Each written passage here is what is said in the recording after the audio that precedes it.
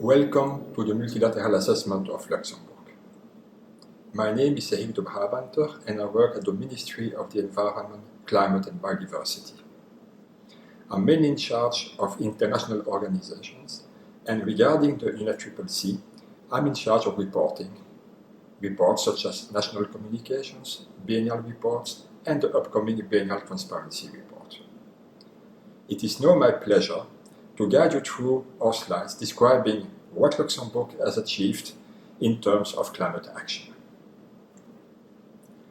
I will cover Luxembourg climate policies and governance, trends in greenhouse gas emissions and removals, projections, and the main national policies and measures we are putting in place to achieve our targets. I will conclude by discussing our experience with the international assessment and review process. But let us start with some national circumstances that underpin the development of Luxembourg's greenhouse gas emissions. As you can see, Luxembourg is a small country, the second smallest country in the EU actually, after Malta, in terms of size, but also in terms of population. Luxembourg is situated in the center of Western Europe, bordered by Germany, France, and Belgium, making it a crossroad between German and Latin culture.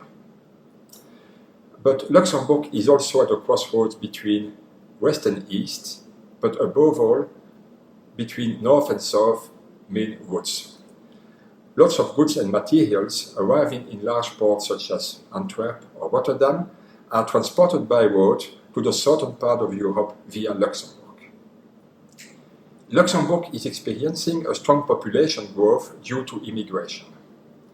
At the end of 2023, we had 672,000 inhabitants, a growth of 43% since 2005.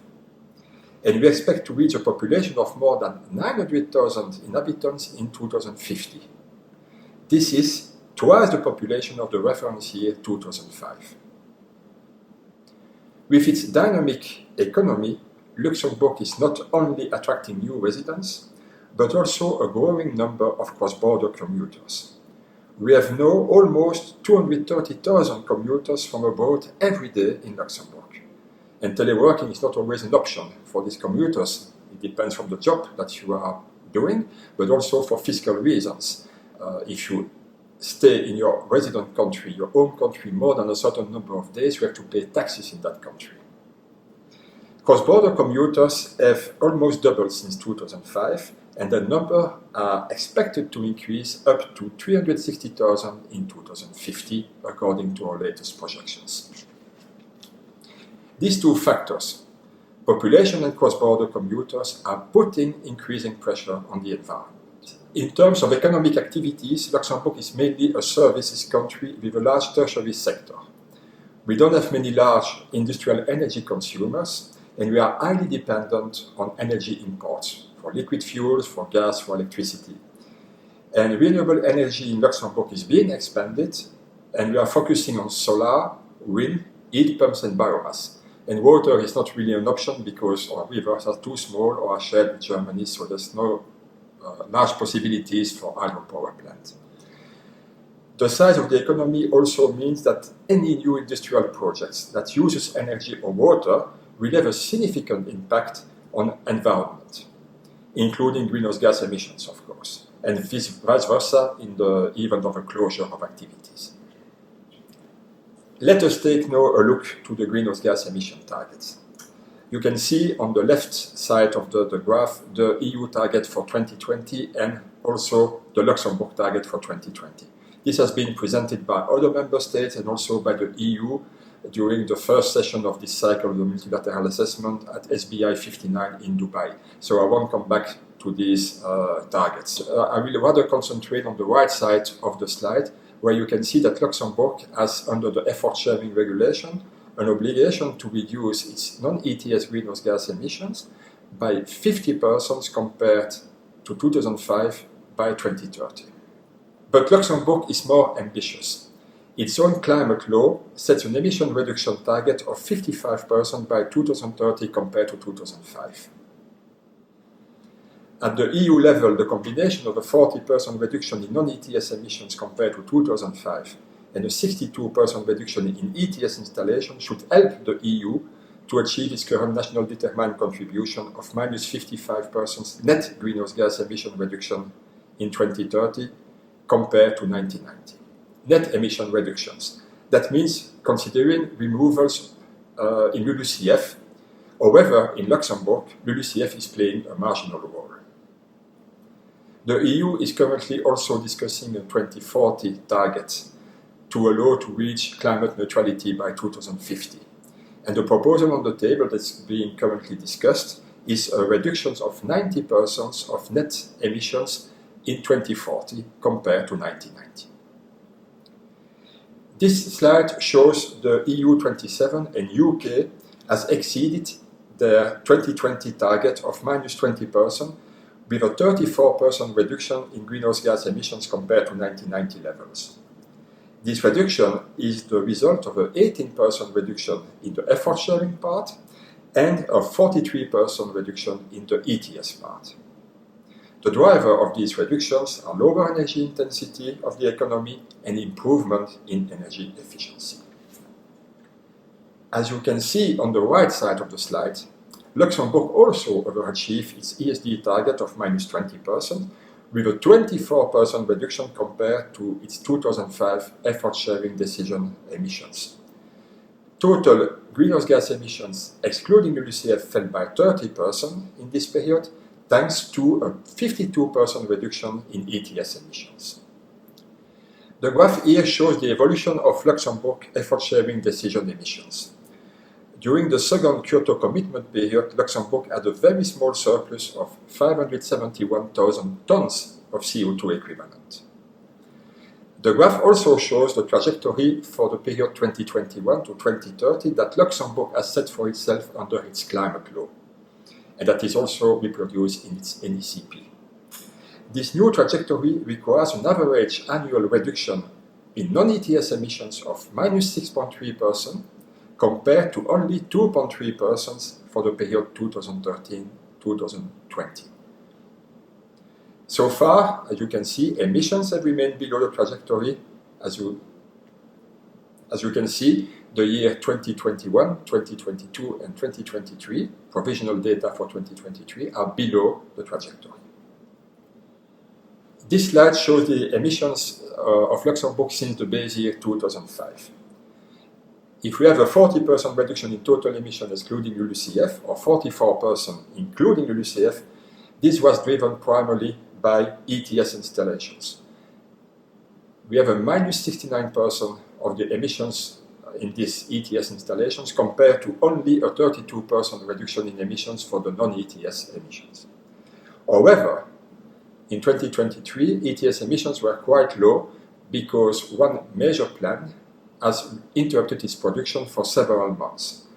And this really illustrates clearly what the impact of one single installation could have on the emissions of Luxembourg. The effort-sharing emission reduction was mainly driven firstly by residential and functional building sector due to increased energy efficiency and increased use of renewable energy sources. And secondly, and mainly, by the transport sector due to reduced sales of road fuels, especially to non-residents, because fuel prices are usually lower in Luxembourg than in neighboring countries. The next two slides look at decoupling. With a GDP largely driven by the financial and related service activities, it is not surprising that Luxembourg has achieved a remarkable relative decoupling in terms of greenhouse gas intensity, measured as CO2 emissions per unit of GDP in volume terms. Energy efficiency measures and the use of renewable energy, as well as the decline in road fuel sales, explain this decoupling. Luxembourg is the second EU member state with the lowest greenhouse gas intensity after Sweden. The relative decoupling is also remarkable as the population continues to grow for the same reason as for the intensity, as you can see on the right-hand side of the slide. According to the 2023 preliminary inventory, our non-ETS emissions per capita were 10.3 tons of CO2 equivalent inhabitant. In 2030, they should be as low as 6.1 tons of CO2 equivalent per inhabitant to meet our national target of minus 55%. Luxembourg is one of the few countries in the world to have a climate law. It was adopted by the Parliament at the end of 2020 and has several elements. It includes the National Energy and Climate Plan under EU legislation, which has to be seen as the roadmap for the country for the coming years with all the measures that we intend to put in place to reach our ambitious target for 2030. I'll come back to this later. There is also a national long-term climate strategy for climate action, which aims to achieve climate neutrality by 2050 at the latest. And the climate law also sets up an intergovernmental cooperation, and that happens through an interministerial committee on climate action, which brings together all the ministries involved in climate policies. And this committee is chaired by the Ministry of the Environment, Climate and Biodiversity.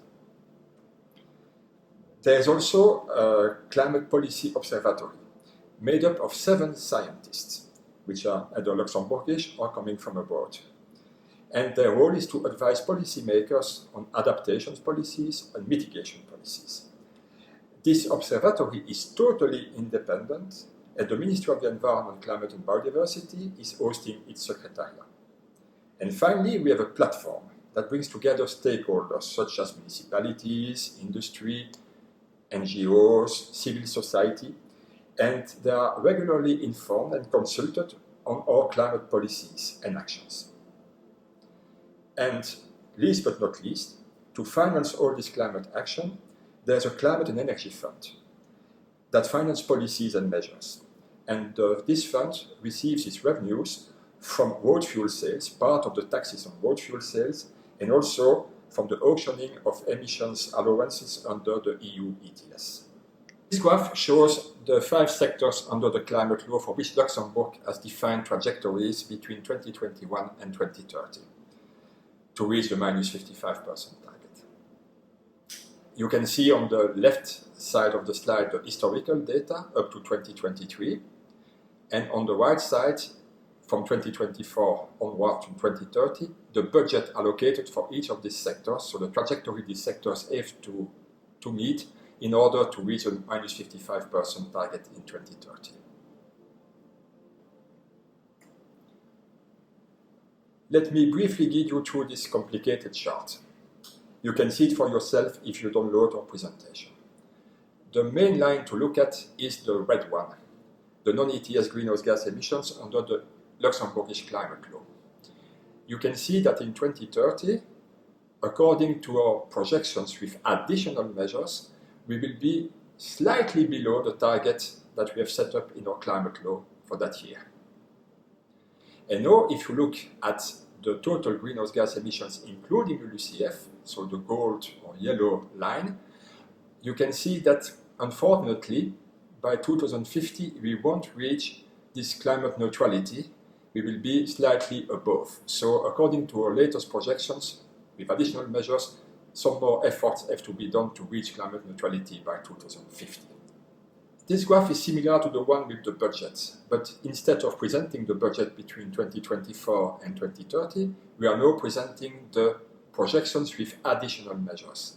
And you can see that according to these projections, we will be really close to the target in 2030, but below it. And over the period 2021 to 2030, we now estimate that we might have 2.1 million tons of CO2 surplus compared to the trajectory. And you can see that for the year 2021, 22, and the provisional year 2023, we are actually below our trajectory. We hope that it will go on for the following years. But where could you find all the policies and measures that Luxembourg has implemented, adopted, and planned to achieve its minus 55% target in 2030? Well, you can find it in the National Energy and Climate Plan, the NECP, and an updated version has been submitted to the European Commission in July this year. The NECP should be seen as the main strategic document for implementing policies and measures to reduce our greenhouse gas emissions. Actually, Luxembourg does not intend to use credits to meet its targets, whether under the EU legislation or domestically. You can see on the slide that according to the EU regulation, we need to cover 5 dimensions. Decarbonization, that includes also renewable energy sources, energy efficiency, energy security, internal energy market, and research, innovation, and competitiveness. We have to define objectives for greenhouse gas emissions, for the renewable energy sources, and for energy efficiency. And we have identified 7 sectors in our plan: buildings, transport, industry, renewable energy sources, waste, agriculture, and LULUCF. What are the main 2030 objectives that we put in this NECP? Well, the 55% reduction, I mentioned it several times already. Regarding renewable energy, we want to have these energies to account for 37% of gross final energy consumption by 2030. And we also want an energy efficiency target of 42%. On the right-hand side, you can see that to achieve these targets, these objectives, we have defined 206 policies and measures, and you can see on the slide which sectors are addressed by these policies and measures, and the number of policies and measures per sector.